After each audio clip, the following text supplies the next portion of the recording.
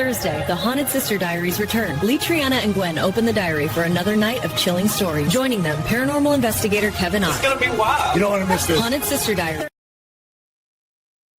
Hey, guys. Hey, Gwen. Hey, Lee. We have got an awesome guest tonight, Mr. Kevin Otti.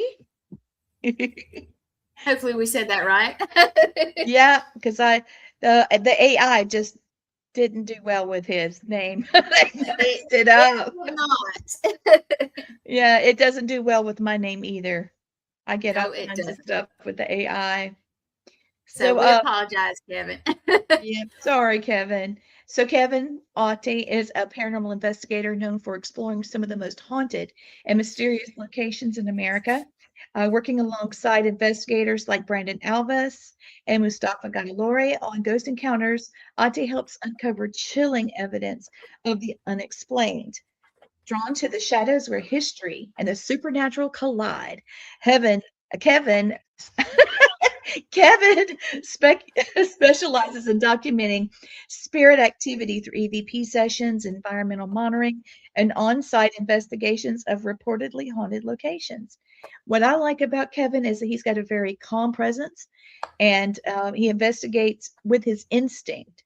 So Nice. It makes him a very steady voice when the atmosphere turns heavy and the unknown starts moving around and answering back.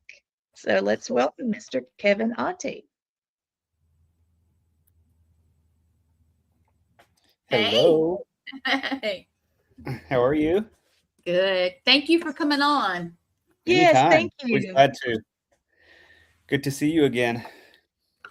Thank you. It's good to see you, and I'm glad Gwen's been able to meet you too. I know. I was been You know, excited whenever about this. Yeah, we have. We've been talking a lot about it. You know, AI calls me latrine, and latrine is a military toilet. So, you know, it's like, oh, we got to make. And then when you spell it out, Lee, Tree, Anna, it sounds just like that. It does. Lee, Tree, Anna. So it just messes me all up. It's like when I lived in LA and listened to my GPS trying to pronounce some of the street names. Oh no. Oh my goodness. So Yeah, what brought you to, I know you started in film school. So what brought you there? Well, actually, when I moved, because I grew up in Southeast Missouri, and when I moved to Los Angeles, I actually had some friends out there, and my friends like, hey, you want to come out and share a room, split the rent, try it out? Sure. And so I was in law enforcement at the time, and I was like, okay, it's a now or never thing, so I'll go out there. I was also a certified personal fitness trainer. So it's like, I'll go out there, I'll go to a gym, and I'll go to, I don't know, Santa Monica College for a look into kinesiology. And while I got out there, started working at a gym, but all three of my roommates did film. And one of my roommates worked at the LA Film School, and she said, come in one day and I'll show you around. And that's all it took. Mm-hmm. Well, it's creative and it's analytical, and it takes a lot of thinking to get it. Oh my goodness, everybody's saying hello. They are. Hey, everybody. Hey, everybody.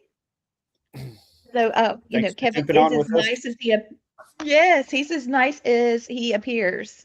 What you see with Kevin is what you get. And I just love that about my mother. Loved him. She was telling me. He was adorable. He is. Yes, she loved you so much. And hung on to Mustafa too.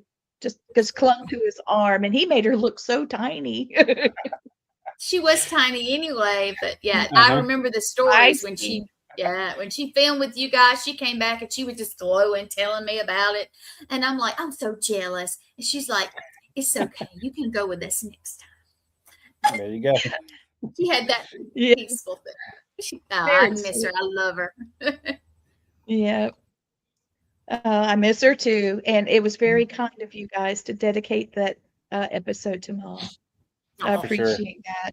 For sure. She certainly had a good time. What I was going to ask, let me tell you one more thing about Mom before we get off of it. She said, Lee, I thought we were going to film ghosts. You didn't tell me you were going to a gun show. Talking about you. Yes. And I said, I'm going to go tell him, don't you dare. Don't you dare. And so now I finally told you. She can't stop me now. So, but I thought that was really cute. That's She used to hilarious. she used to say that to my dad, and she says it to my husband too, but it's just so cute. So Gonna make him blush.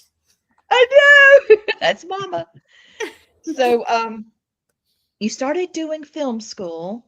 Now, how did you get into ghost hunting? Did you have something that happened, or was it the type of filming that intrigued you? Trying to catch something you didn't know was coming? Did you get it? I actually started investigating before I moved to LA. I'd always been interested in it ever since I was little, watching the original Unsolved Mysteries and that type of stuff. Yes. And then when I was on the sheriff's department, I started doing some side work for a private investigator, and him and his wife had a local team in Cape Girardeau, Missouri. And so started meeting up with them and talking to them about it quite a bit. And he's like, hey, we're going up to my brother's house, this house he has in Louisiana, Missouri, which is about an hour north of St. Louis, right on the river. He's like, the house was built in, I think it was 1862. He's like, we're going to go spend the weekend up there and investigate. Do you want to go? Yeah. So we went up and spent the weekend in this house and investigated the whole weekend, and it just all kicked off from there. Started investigating with them quite a bit. And then when I moved to LA, I was looking for people to investigate with out there. And, that's when I was just Googling stuff, and I reached out to Brandon because I found him online. And we started talking quite a bit, which I never met him at the time because I was in LA and he was I think he was in Bakersfield at the time, which is a couple hours away. And then when I actually met him in person, we was at an event at Linda Vista Hospital in LA. And so that's where I had first met him. And then we've stayed in touch ever since. He's a good fellow. When he first made it into TV and everything, I said, well, now you've made it. Be sure to remember to talk to your friends. Don't let it overwhelm you, And he was like, right. Take that advice. Because so many times people just sort of, go into hiding when they're dealing with the public after, they've been on TV. He never has. It's always been the same guy. And Mustafa's, he's goofy. He's fun and he's goofy and he's extremely intelligent. And if you're not having fun, you're doing it wrong. Right. You got to have fun. Yeah. Yep. And we do have a lot of fun when we're on the road. I bet you do. For those of you watching that aren't aware, Mustafa Gadalori and Brandon Alves were on Ghost Hunters with Grant Wilson when he had Ghost Hunters, and Jason had Ghost Nation. And then eventually it became Ghost Hunters with Jason. So I just wanted to make sure I clarified that. Sweet folks. So when did you decide to move on to Haunted Discoveries? So I moved to LA in 2009, and then in 2018, I got asked to go do a movie in New York with some producers that I worked with on a movie in LA.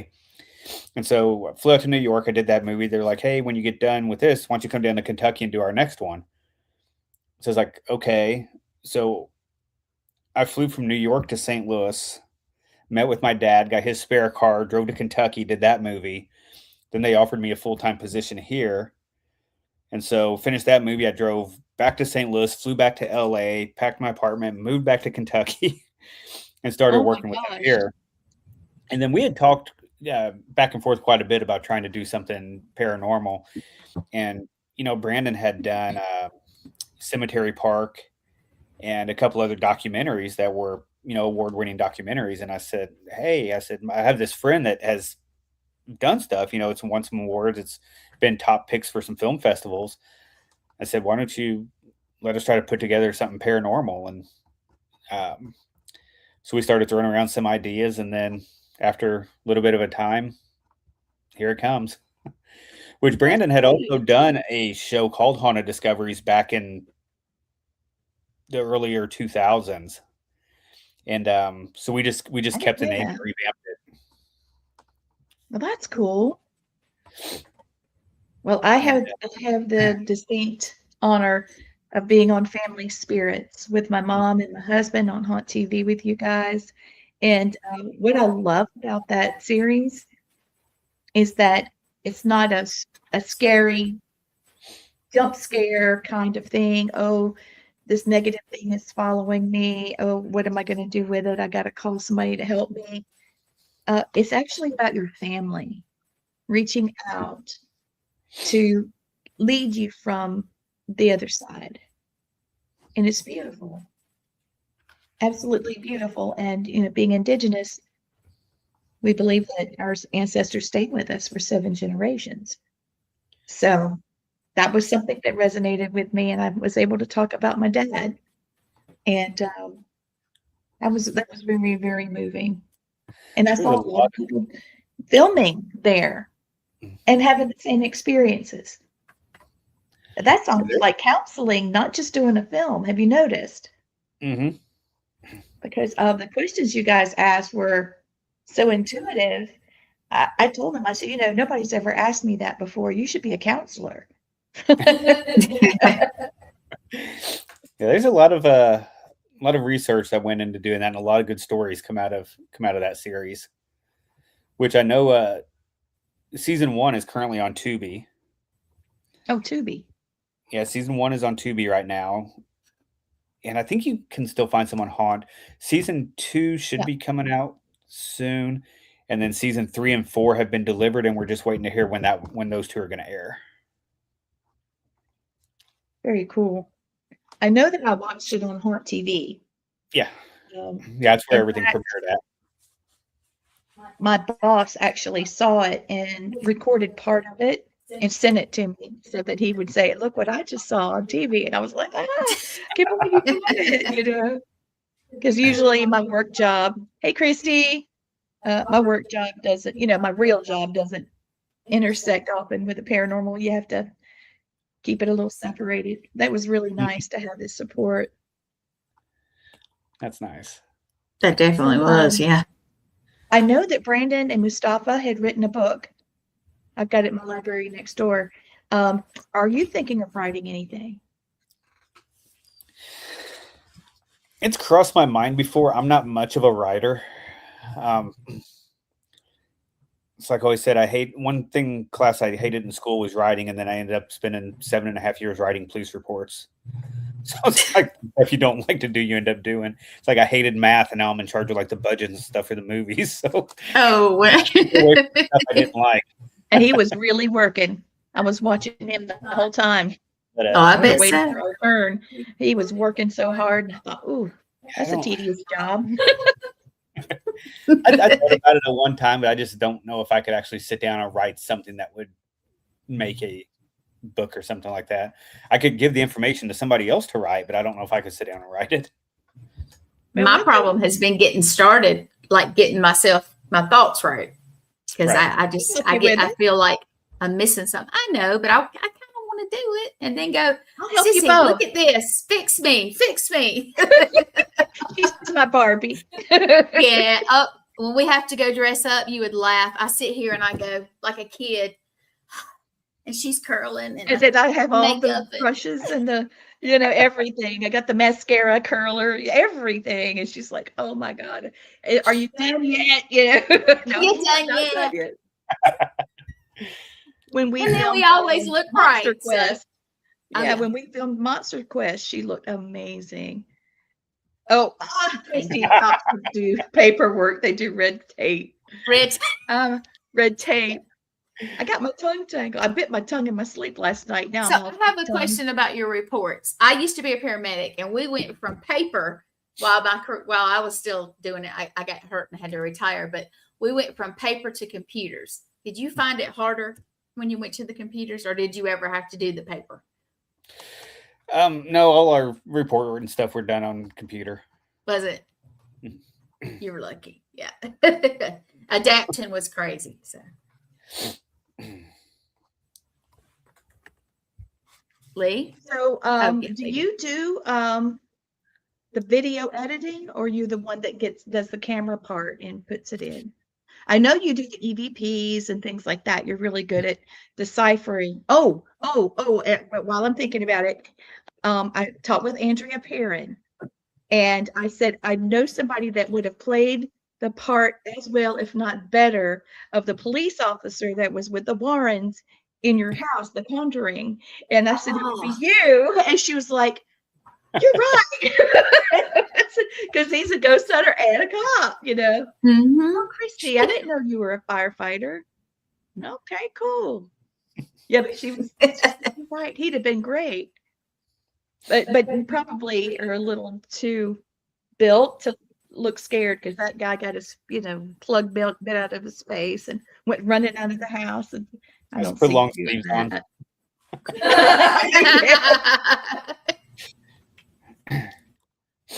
So are you working on any projects? Right now, we're just wrapping stuff up. And to get back to what you were asking before, so during production, one of the things that makes our show different than a lot of what you see on TV is everything is pretty much done between myself, Brandon, Mustafa, and Craig. We do everything from post-production, or from pre-production through post. Right now, Brandon does all the editing on it. Right now, I'm going through like the control camera footage for each episode, each camera for every location. I sit and go through all that and just listen for what happens when we're not in rooms. And you figure you're running 3, 4, 5 cameras per location times, 12 locations and 5, 6 hours per camera. That's a lot to sit and go through. So it's very time consuming.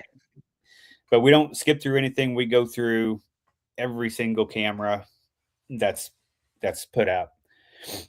And then when Brandon starts working on the edits, he'll usually send us a cut to review every 5 or 10 minutes that he gets through it. He'll send it for us to kind of look over and watch and just make sure everything's good. And I know when you look at something for so long yourself, you start to kind of go insane.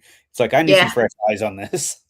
But then like pre-production, I like work on a lot of the scheduling, trying to put together all the locations. We'll make a location list of what we want, kind of see how the map goes, and then start reaching out to see, which ones we can lock in to where we're not like bouncing all over the state. We try to go in, kind of a loop, which luckily so far everything's kind of worked out in a way where we're not doing a lot of backtracking. That's and what's really hard is when you're in the middle of production and like a location would fall through or something like that. So you want to find something in that area to where you don't have to add more days and try to move other locations around. Add more expense. It's like if episode 5 location drops out, you would have to, if you got something further away, you would have to find a way to push 7 more episodes to a later date, and that doesn't always work.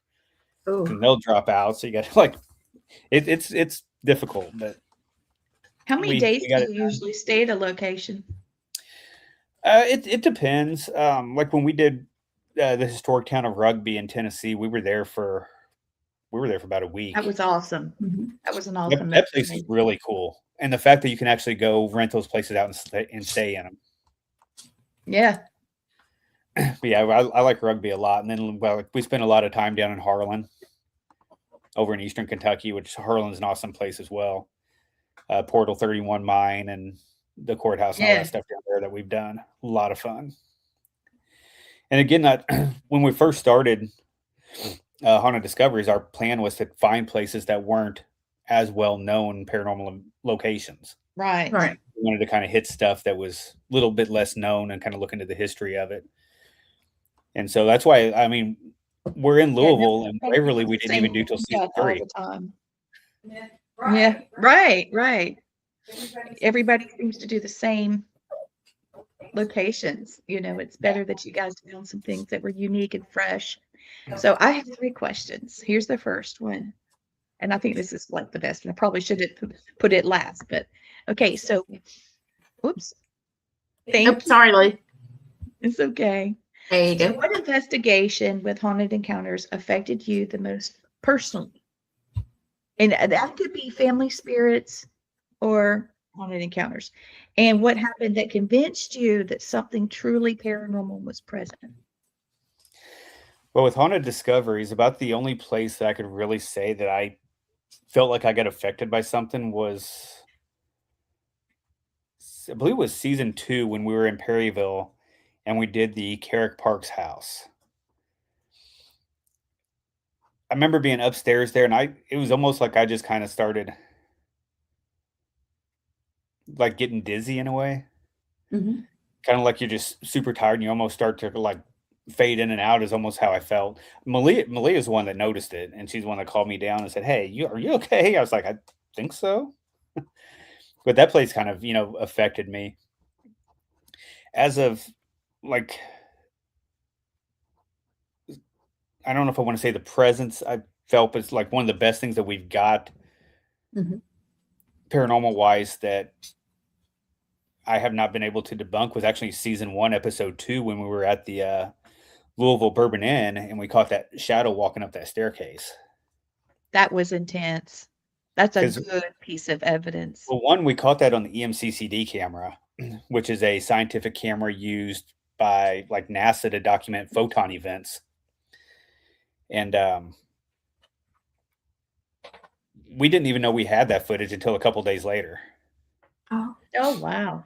And then, the first thing somebody's going to say is, "Oh, well, that was just somebody's reflection, going up the staircase." I was like, "Well, no, because to match that, you would have to have a matching staircase on the other side, backlight that person.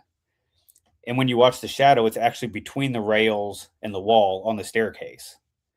I said, "So it's not, it's not putting, trying to shine something over there."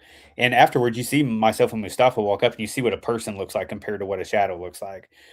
And that Right. shadow actually matches what the tour guides have reported seeing there years before.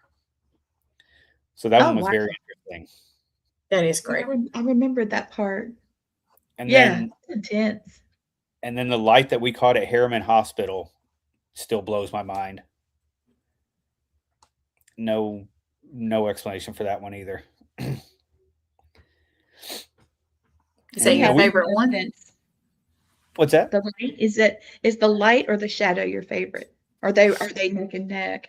Because that's pretty They're intense. both right there together. They're both that I have, Mhm. just kind of completely blow my mind. I mean, like EVPs and stuff like that, you can catch those pretty regularly. Mhm. But the visual stuff that you can actually see and try to figure it out, to me that adds a little bit more to it. Yeah. I like having the So visual stuff. I do too. I do too. And the thermal stuff is pretty crazy. It always blows my mind. Okay, so here's the next question. When you walk into a reportedly haunted location for the first time, I know that you're not you're more of an analytical investigator, but what signs or energy immediately tells you something unusual may be happening there? I mean, does like the hair rise up on your arms? Do you have ringing in your ear? Tell you what, the craziest place that I've been where I felt like a heavy presence and actually could not walk into a room at first was pre-haunted discoveries. It's when I lived in LA and we went to an event at Yuma Territorial Prison in Arizona. And when I walked into the isolation cell, you have a door, then there's like a foot hallway before it gets into the actual cell. And I got about halfway through that hallway and it's like I hit just a wall that I could not walk past. Oh, And I turned wow. around, I had to turn around and walk out. And then a little bit later, I was able to just walk right in. But you can I wonder if feel there kind was of, something there, someone there. it's like a heavy thickness, and your hairs do kind of stand up on your arms and stuff like that. But it's like a heavy thickness.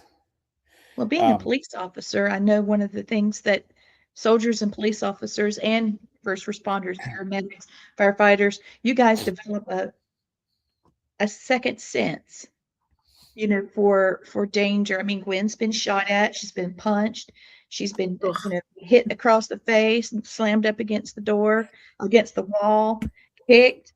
I mean, like, whoop, kicked, kicked, Yeah. launched, more like launched. So, and I feel like that instinct's what keeps you guys from, reaching some physical peril or death. Mhm.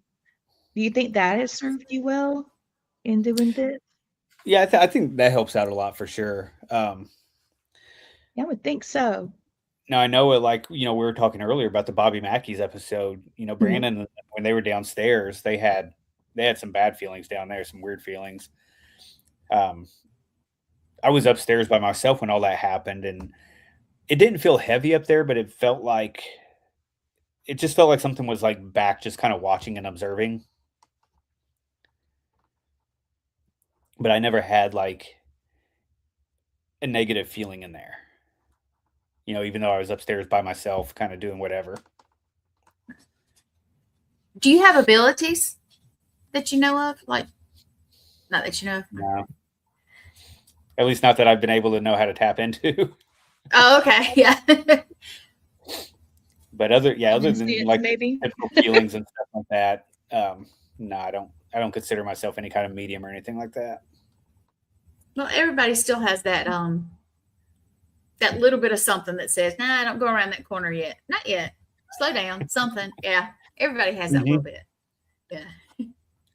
Yeah. The only time I've really kind of freaked out in a location, which this episode hadn't come out yet. It'll be out in season 6.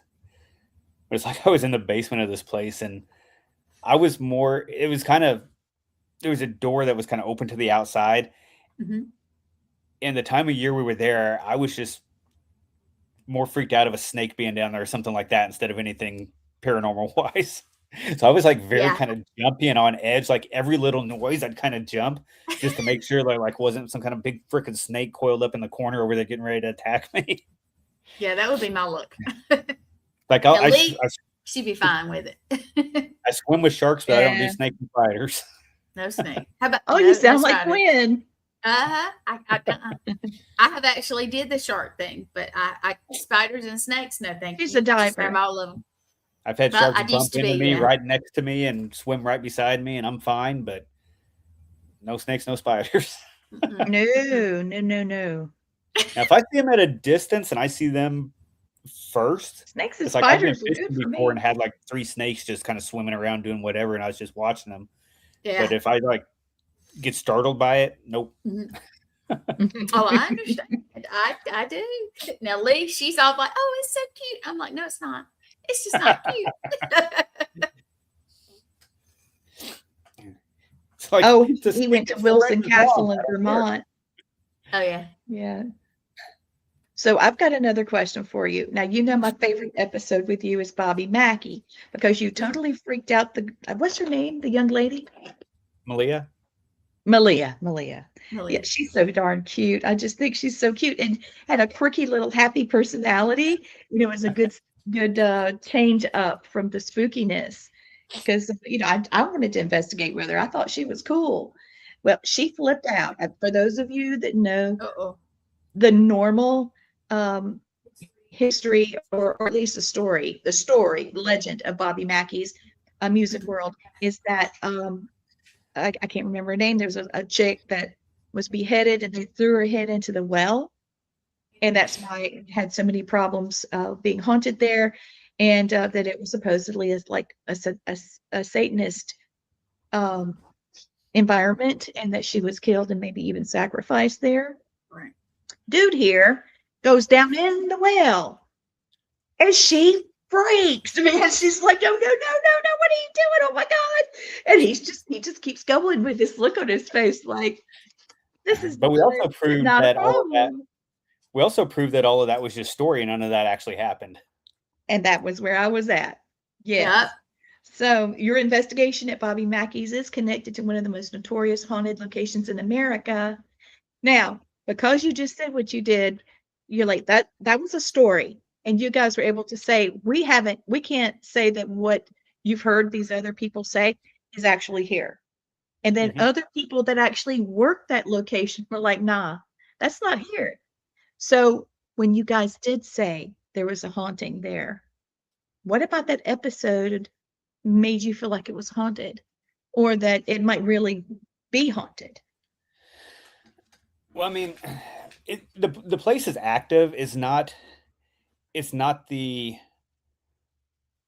demonic Satan worshiping entities that other people have claimed that it is.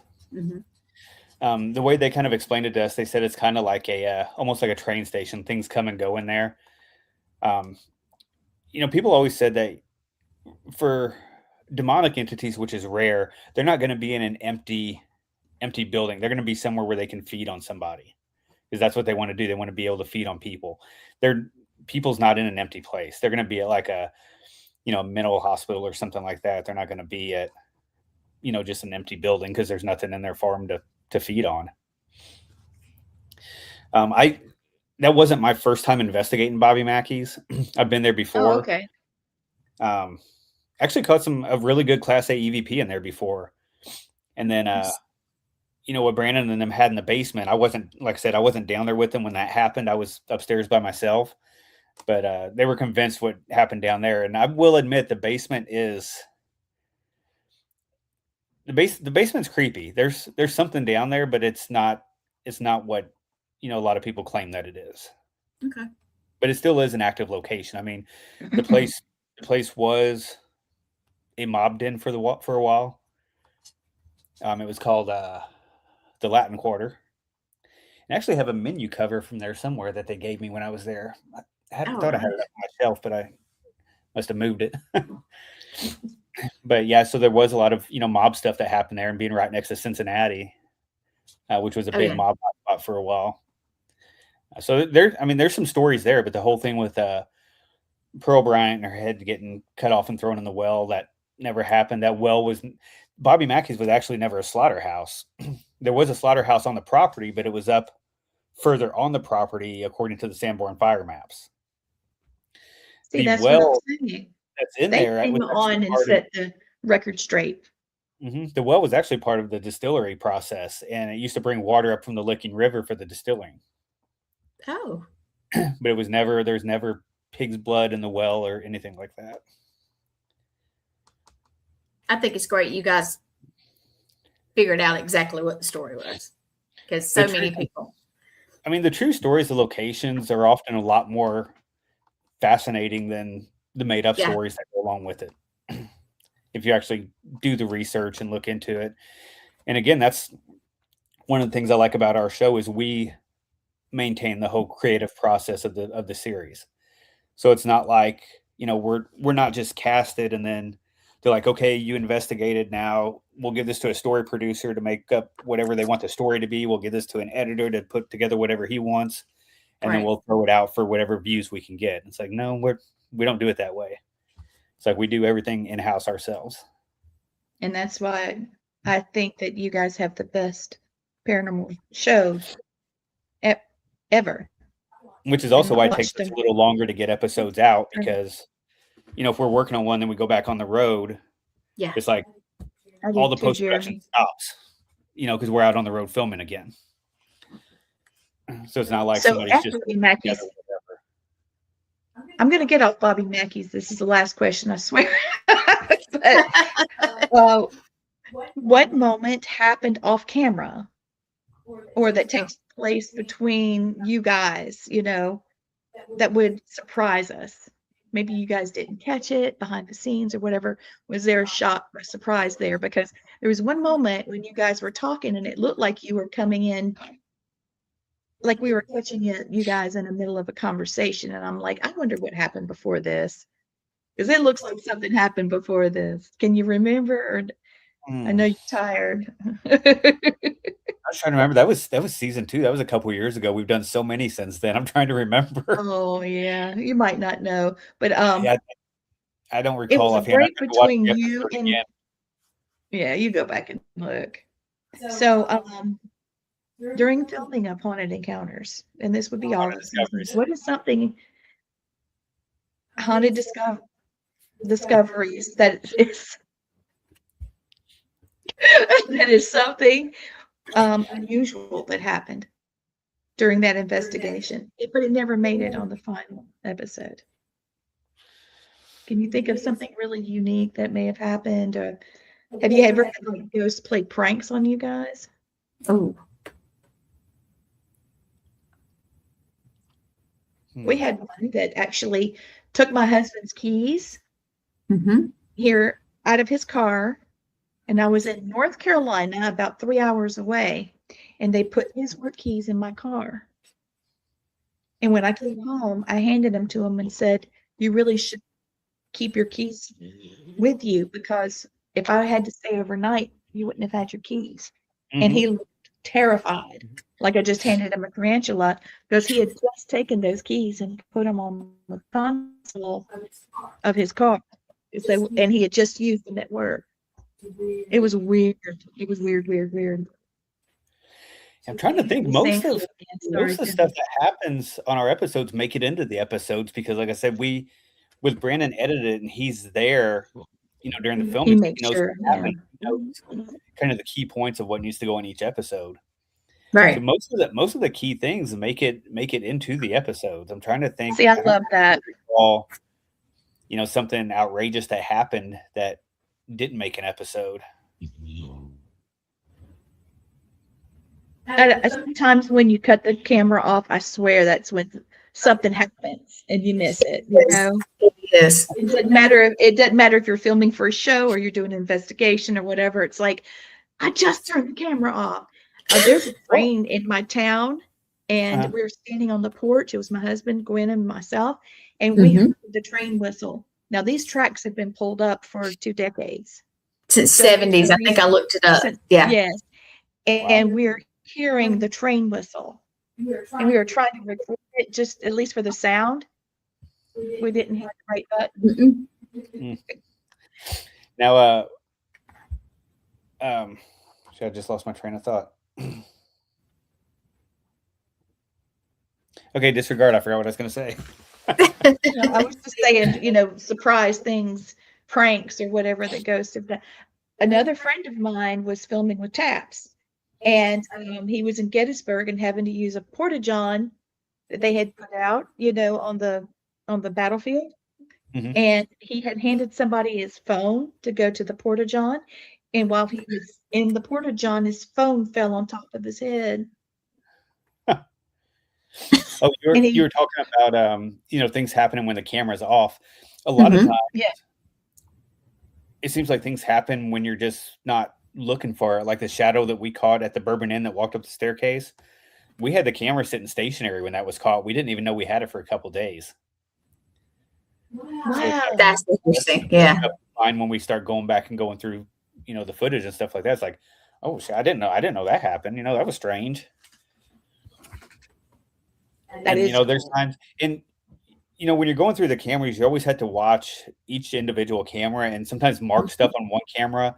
And then when you find that spot on another, see if anything happens that would correlate with that happened. There's been times where we thought we caught like a shadow or something like that. And I'm like, okay, mark that spot. Then I'll get to another camera and be like, oh, nope, that's the same spot. That was somebody walking by there at that time. So that's not a shadow figure. That was actually a person.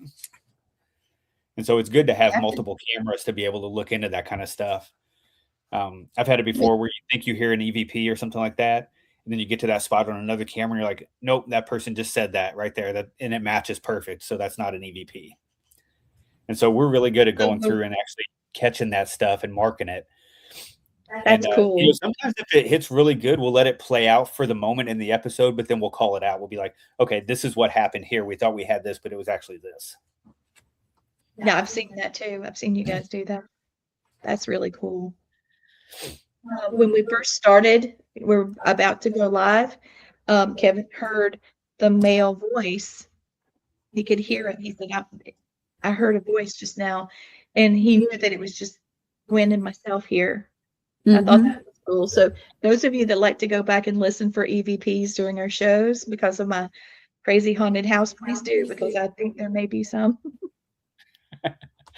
Oh, that would be cool. Yeah. Have you ever developed any personal theories about hauntings, that you've seen? Like we were just talking about residual hauntings, but yet you can talk to them. They can respond with you. And I've always thought that residual hauntings, it just happened. There's no intellect. But there are some that's in a loop that are actually people you can talk to. It's confusing, but I mean, have you developed any theories? Because I know you guys are pretty deep thinkers when you look into, hey, Marla, when you in the investigation you guys have done. I mean, I don't know if that's too deep of a thinking thing tonight, but I just wonder. Yeah, I mean, like we were talking earlier, I've always been interested in like the residuals. Do they happen the same time every day, or do they happen just periodically? But I think residual can also be intelligent. I think you are able to communicate with certain things when it seems like when they want to communicate. I think a lot of, and one thing I've noticed, especially with the show and with some of the people I investigate with, I think a lot of the responses and activity you get depends on the energy of the group that you're with. I agree. I do agree with that. Yeah. I've been places, and when you go in and everybody's, has high spirits, it seems like you get a lot more activity than if you go in with somebody that's there to kind of antagonize and stuff like that. I've actually been with people like that, and you don't get near as much. It's like they can sense that in people, and they're like, nope, not today. But there's been times, I think another thing I think too is that Nick at Portal 31 had even mentioned this, that the longer you're there and the more they get familiar with you, the more they start interacting. The first time I did the Washoe Club in Virginia City, Nevada, we were there for 3 nights. Go there. The first 2 nights, we didn't have anything the whole night. The last night, it was like, okay, they're used to us now. We got so much activity that third night. But the first 2 nights, it was just not a thing. You're like, wow, is this really the Washoe Club? But yeah, that third night, everything started kicking off. And so I think once they get familiar with you, it really opens up a lot of communication as well. That's true. That makes sense. It does. Sometimes with our team, we split up and just the women go in together, and then we'll switch to the guys. And especially if it's historical, because back in the day, women were, oh no, you have to go in this room. It's the ladies' parlor and stuff like that. Yeah. Mm-hmm. That always seems to help us break through some barriers. Mm-hmm. That, and a lot of times, if the location owner would be like, hey, I have some friends coming in, please, talk to them, give them your attention. They're great people. Seems like sometimes when that happens, we'll also get activity pick up quite a bit. But yeah, that helps good. Out a lot too. Be introduced. Yeah. And let them know. Have spirits like follow you whenever you're, I don't mean like they're attached to you, but maybe see what you're doing. And so they've gone from the theater and they walked with you over to the gift shop or something to see what you were doing. It's kind of chime in. It seems like there have been places where things would kind of move along with you. When we did, I love it, the Jailers Inn in Bardstown in season 1 and 4, you could almost you could follow it from cell to cell, almost following it with the EVP and stuff like that. That was actually pretty interesting, because you could feel it move, and you could almost follow it and get readings as you were following it. That's so cool. It is. So I was investigating a Masonic lodge, and there were 3 of us, and 2 people had 2 different types of equipment, and one was telling us where the spirit was. The other one was a K2. And so we were taking the K2 to where it was, and as it moved, the reading would change. So they both were tracking together. Mm-hmm. I just thought that was so cool when you can get double confirmation that this is really happening. Those are the best moments. What I think is interesting too, and this has happened a couple times, is, there'll be, say, a couple of us in a room. So you figure, I know there was a time there was like myself and Mustafa was in a room. So we both have mics on. Plus our sound guy was in there and he had the boom. So that's 3 different mics. Plus we had backup mics on. So that's 5 mics in there. And plus the control camera would be 6 microphones in there. We picked up an EVP, but it was only on 1 microphone. It's like 1 out of the 6. Thomas? And to me, that lends a lot of credibility to that as well, is when you hear something that loud and pronounced, but it's only caught by 1 sensitive microphone. That is unique. Now, Gwen and I had an experience happen. The spirit was talking to me.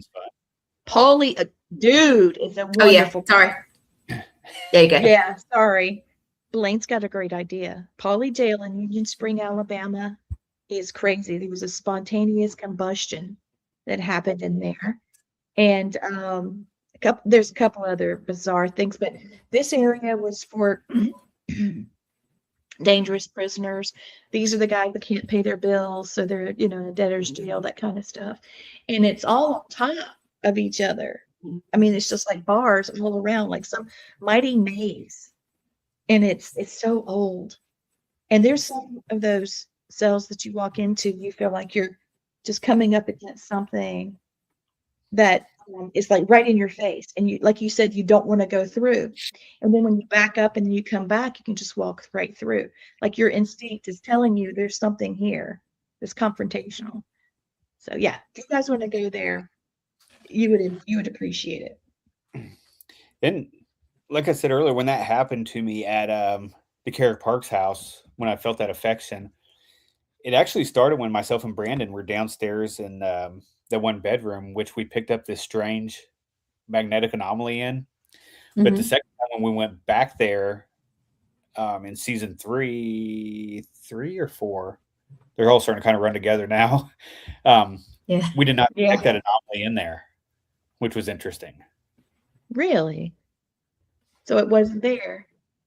So whatever was there that time was not there this time. It's and I didn't have that feeling there again. Yeah, Polly Jail is off the hook haunted. It really is. And they do interact with you, and there's some on loops. Oh, okay. I have to ask you this. This is actually Blaine's favorite question. What is the funniest thing that ever happened to you while investigating? Oh, goodness.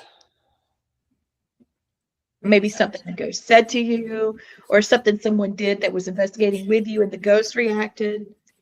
That's the funny ones. That's the really funny ones. I feel like I was talking about something not too long ago that was hilarious, and I'm trying to remember what it was. Well, let me ponder on that for a minute. Ponder on that one. There's always stuff that happens to us that's just hilarious. And I'm like, how does this happen? And I look at Lee, she'll look at y'all. We have such a good time because we investigate. But we really do. Yeah. We even have pajamas that we investigate in. Yeah, just make it different. I'm gonna have to think about that one for a minute, because I know there's got to be some stuff that's happened that's just been hilarious. It's just trying to remember it, trying to go back through that many episodes and try to remember right off the bat, and it's like, yeah, I bet they run together at times. I'll tell you. But we have had some good times on the road, though. Getting everybody together, and cast and crew, a total of like 16 of us traveling around the state for 4 or 5 weeks. Ooh, wee. I was on the road for 3 months last, I guess it was technically last summer, just with one person. And it was rough a little bit. It was fun. I would not take it back, and I would love to do it just shorter periods again. That would be cool. It was the best and funny. Oh. Now, just like kind of funny things that happened, like off camera. Oh, that's great. Yeah. Season 6, I think, we had the rental car that we had that we were driving in was a Jeep Grand Wagoneer, one of those great big, huge SUVs. And it's kind of where you open the door and like the footstep like rolls down from the side of the car. You can step on it and get up into it. Yeah. Myself, I think that's myself, Brandon, Mustafa, and Craig. We were out getting food or something like that. And we go to get in the car, and Mustafa opens the door, and the thing rolls down. And I stepped on it. When I did, the thing just completely broke off the side of the vehicle. Oh no. Like the whole running Felt like board the just whole broke off smash. and fell on the ground. I was like, I did not eat that much. It's like You might this is like say, a brand new vehicle. I don't know what those things cost, probably up around $80,000-$90,000. And I just step on the rail and the whole thing just breaks off and falls on the floor. We just all kind of stop and look at each other. Like, so we pick it up and we like throw it in the back of the car, and then we threw it in one of our cargo vans. oh, It rode back there for a while until I could bring it back to Louisville. I like called the rental car place. I was like, hey, so this just happened. But it's like it didn't just like break off. It's like the whole mount broke.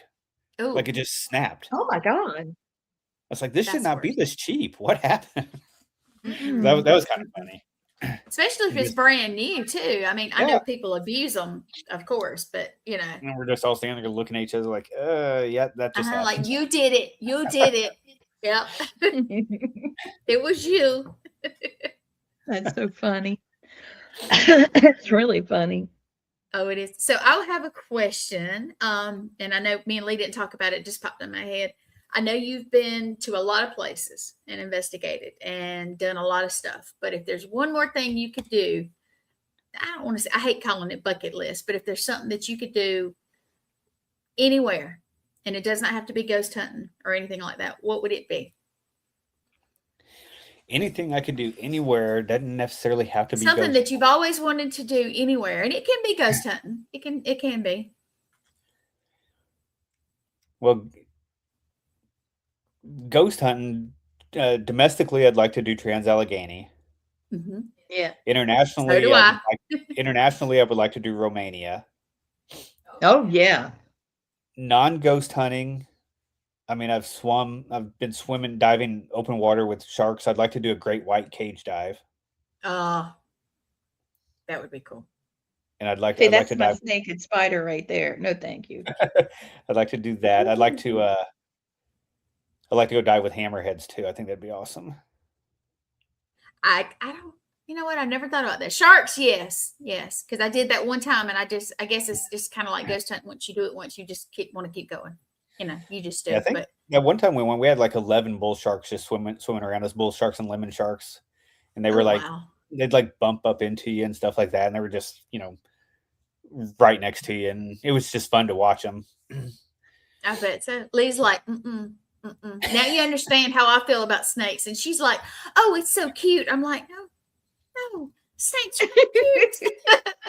You want to be scared of something in the ocean, watch out for those damn triggerfish. Those things will bite you with no remorse.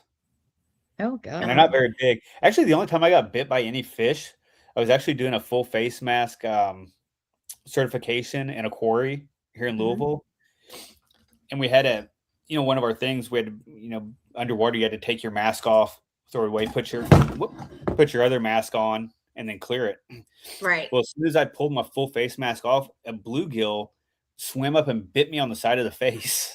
Oh no. Oh my God. It was loud enough the dive instructor heard it, and he's like, oh God. Yeah, it bit me right here on the side of the face and left a mark for a while. Oh my goodness. Oh my God. Yeah, did it do anybody else? What's that? Did they bite anybody else? Oh, they're known in that place as the Kentucky piranhas. Because they will bite. Oh wow. Oh man. Lee, is that you bumping? No. Okay. I'm sorry, guys. We are in a haunted house, and she's in one room and I'm in the other one. Maria, and Marla, I keep hearing some. Yeah, I'm like, I guess it could have been in the laundry room. Let's say it's in the laundry room. I did hear it. I think over my desk a minute ago. I'm not swinging my leg or anything. Yeah, I heard something bump on Kevin's camera, but then he grabbed it. Yeah. It could have been the washer, but I'm curious. I'm going back tonight, and I'm going to listen and see if I hear that voice, see if I can tell who it is. It could be anybody here. Hard telling. It could be. Yeah. My grandpa had, he played the mandolin, and his band played in this house, and the outhouse was in the backyard for most of the block here. And he was a moonshine. Maybe Marley is doing You know, I've got a haunted. Oh, yeah. Talking about it is Mama Blaine. You're right. It is. She's been with us all day. I have a haunted doll. Her name is Marley. Have you guys ever experienced haunted objects while filming? Ooh. Not Or that that I you can. suspected, maybe. Yeah, not that I can recall, object-wise, really. I do have one here that my cousin said was haunted that she gave to me. Let me guess, it's in a closet somewhere or something. It's right here in my closet. It's like you said, Gwen. In the closet. I have an African drum, and it's not like a round thing with a boop, boop, boop on the top. It's actually like two bells, and it's on a thing, and then you hold it like this and dig it, and it's meant for ceremony when you're happy.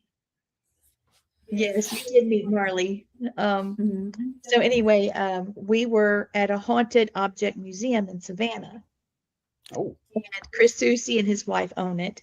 And so we brought our haunted objects in there to see what kind of activity would happen. And they have a haunted doll that was a bully to Marley. I felt terrible about it. And she had a temper tantrum on the way there and threw stuff all in the trailer. She showed her butt, flat tires, the whole thing. But anyway. Lost the skylight, flat tire, dings in the inside of the trailer, threw my little crystals, just all. She really showed out, but she was upset. She was. But back to the drum. The drum, you can hear it ringing 3 o'clock in the morning in the museum. Oh, wow. It's really They cool. caught it on camera. And I got the footage. It's really amazing. So, yeah, I've had a wonderful time studying haunted objects. I have a war drum that is absolutely, it sets my husband off. Oh, he comes in and he's, in the army. And so he gets upset and he starts getting grumpy and then he starts getting a little more than grumpy. And I finally just mailed the drum to a friend of mine.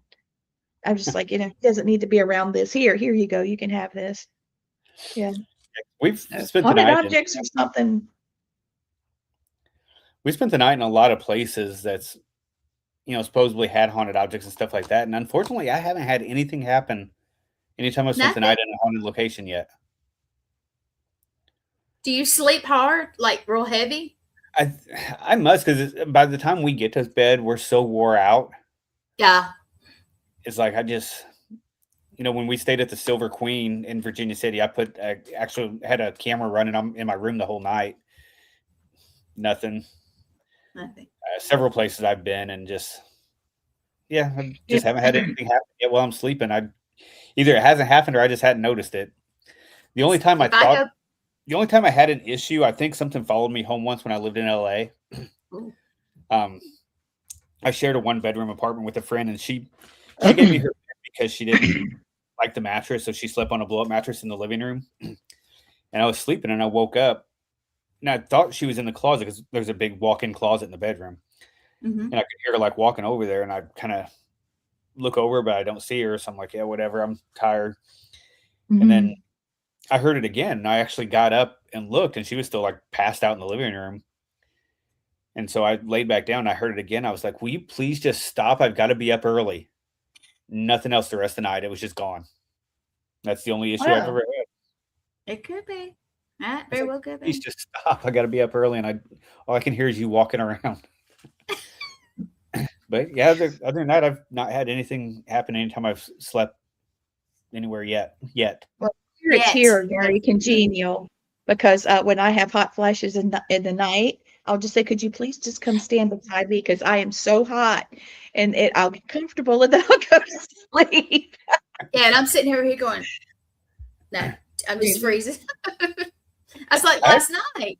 Last night, I've stayed a couple of days. When Lee's husband's at AT, I stay some up here. Oh, we're best friends anyway, so. But last night, I thought Lee had gotten up, and I haven't even told Lee this. I thought Lee had gotten up because Lee walks. People walk a certain way when you're around them. That sound. And I was thinking to myself, what is she doing up? Because I'm the one that gets up and down and can't sleep. I'm like, yeah. And I heard it, And then I heard something in the kitchen, and then I thought I heard somebody go back in the bedroom. And I was like, and she didn't say anything to me. So I look around, and the kitchen light's on. So I come in here and flip it off because we had turned it off when we went to bed. And this morning I meant to say Lee, but I knew it wasn't her. I knew it wasn't. After I cut the light off and went back, I was like, that one. Were the cabinet doors open? Not this time. If you hadn't come and turned the light out, they'd have been open. That's how it starts. Yep. Everything, all the doors, even the refrigerator door was open one time. Oh, Lord. Yeah, it's been really He's going, nah, that's okay. Let me introduce you to Marley. I'll be right back. Let me just go get Marley. She's so sweet. Marley's a sweetheart. Now we treat her I call it our haunted doll because I'm around her so much, but she's so sweet. And he's going to get his too. Move over, Marley. Move over, Luna. Now see. I think he's getting his too, Lee. Oh, good. fix her dress. They can meet. We got her a new dress, guys. I think you guys are going to love it.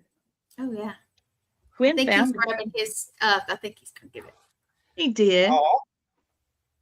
And look at her dress. She's all dressed. She has bows and everything. She's her little dress and her bows. So this is Marley. Mm-hmm. This is the one my cousin gave me. Oh, wow. Yeah, she's haunted. So it's like super old. This was hers when she was a kid. This arm broke off. It was held on by a piece of duct tape, but I don't know what happened to it. Wow, that is old. Yeah, I forgot what she named it. Yeah, it stays in my closet. Everybody loves Marley. Oh yeah, everybody loves Marley. She'll wink at you, and she moves stuff around, and she plays on stuff. She plays jokes at Paracons on me sometimes, doesn't she, Lee? Yes, she does. Yeah, we laughingly call her my wing girl or my wing doll because I swear there was this true story. There was a guy that was sitting at a table across the way, and it's loud in there and you can't hear. And we're talking, and I said something about the guy. Well, Marley, I'm standing behind the table. Marley's in her chair because she has her own chair, of course. And she's sitting on the table. Next thing I know, she actually did. Next thing I know, the guy walks over there and he says, "Your doll has winked at me 3 times." And I was like, that's my girl. That's my girl right there. It was so funny. Thank you. Thank you for coming on. She is a moody soul. She really is. I think he's talking about his doll. Might be. Yeah, Gwen uses it. I don't know, but she had him this come is over Gwen's there. manager. She was just talking about Lynn. We would jokingly call you my manager, Lynn. Lynn's gonna be like, "You're so crazy." I remember when we did the Talbot Tavern in season 1, that one doll in there was supposedly haunted, and they said if you move her, she'll do something. So I picked her up and moved her over to my room, and still nothing happened. I was pretty upset. I'll if we ever get to see each other, I'll bring Marley and see if she'll say like you. Something. She'll like you. She turns her eyes and moves her arms. At the Haunted Object Museum, before we did the investigation there, we actually did a radio show, and you can see things happening. Just look up Chris Soucy and the Haunted Object Museum. He's got a podcast, and Marley was on there with me, and you can see moving around, and it's a really cool place. What was the name of it? It's the Haunted Object Museum. It's the Savannah. They're going to kill us. I haven't been. Paranormal Museum. I think it. We'll have to look it up for you because I'll be real with you. We haven't gone in about a year. I think it's the Savannah Haunted Museum. I believe it's the only one. Haunted Objects Museum. Is it? Okay. Yeah. And she froze. Yeah, I'm here. Oh, she's looking at the different tabs. Okay.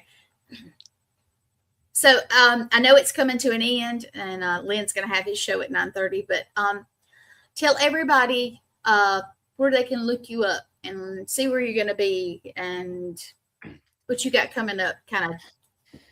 Yeah, so like I said, right now we're finishing the edits on season 5, 6, and 7 of Haunted Discoveries. Season 1 through 4, you can actually find most of the episodes on Haunt TV or on Haunt TV's YouTube page. Oh, okay. Family Spirits, I know season 1 of Family Spirits is currently on Tubi. Okay. And we still have, I know season 2 is aired on Haunt TV, but I haven't seen it on YouTube or anything yet. Season 3 and 4 will be coming out soon as well. Okay, good. And then you can follow Haunted Discoveries on Instagram, Facebook. I think Brandon's got a TikTok for it too. So yes, he does. Well, I think he does. I'm pretty sure. I don't have a TikTok, so I can't keep up with that. But well, I follow you guys on Instagram and stuff, but I can't remember if he's got it separate. He might. I can't. But look it up anyway. Look them all up. Show you Facebook, all that stuff. You can find us, and like I said, check out the Haunt TV YouTube page. And I know they have like 40 something of our episodes on there right now. So. Oh wow! Yeah. Awesome. And enjoy. Here's a picture of all the dolls at the museum. I found this. Oh yeah. Oh, wow. Now it's a whole lot more than just dolls. Yeah, they have a lot of that picture. Interest. Yeah. If you ever get to Savannah, go there. Dolls in it. Oh yeah. You're good with the one in the closet, right? Yeah. She's good for now. She's good. That's cool. Well, Kevin, thank you for coming on with us. Yes. Trying to say it at the same time. Always happy to. Well, thank you. We'll have to get you back on again. Yes. Or maybe we'll end up in the same place and investigate. That would be cool. That'd be fun. That would be fun. Thank you, Kevin. All right. Well, sounds good. I look forward to seeing you all again. Thanks everybody for joining in. And till next time. Thank you so much. I'm gonna drop you in the back. Yeah, if you'll just hang on just a second. Give us just 1 minute. We'll be back there for you. Well, that was cool. Lee, you still with me? Yes, there you are. Yes, he's just as sweet as he's ever been. Good night, y'all. I hope you enjoyed the show. Have a great one. See you next time. See you next time on Haunted Sister Diaries.